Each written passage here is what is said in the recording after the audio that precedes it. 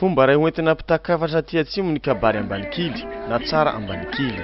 Teto araka izay nanasan'ireo vehivavy sy vehivavy tanora no entanina amin'ny mahazava-dehibe ny fifidianana. Fantatra tokoa fa tsy dia mavitrika ny vehivavy raha eo amin'izay setra ny fifidianana izay noho ny antony maro samihafa. Vehivavy sy tanora vehivavy say miatrika sy mandray andraikitra manoloana ny fifidianana, io no lohahevitra noraisina. Nandritra izao moa no nahafahan'ny vehivavy tsirairay nametraka fanontaniana izay naraham-balina. Fa mijoroantsika vehivavy ho say mandray ny andraikitra izay tanjefantsika tsirairay avy. Zahay zany nio fanatany toliara mikasika ny vehivavy leader, femme leader zany.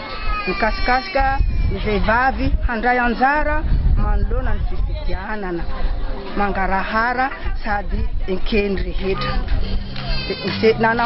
Nataonay amin'izay zany le raha nataonay aty Ambanikely. Eto amin'ny fokontany Ambalatsefa fatsoany Ambalatsefa ihany fa hoany ampany manontolo, hoany vehivavy ny ampany manontolo.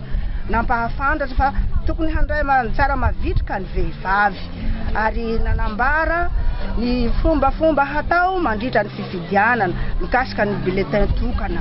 Mitetika safanoa izay arindra ny hetsika rohy no nikarakara izao hetsika izao.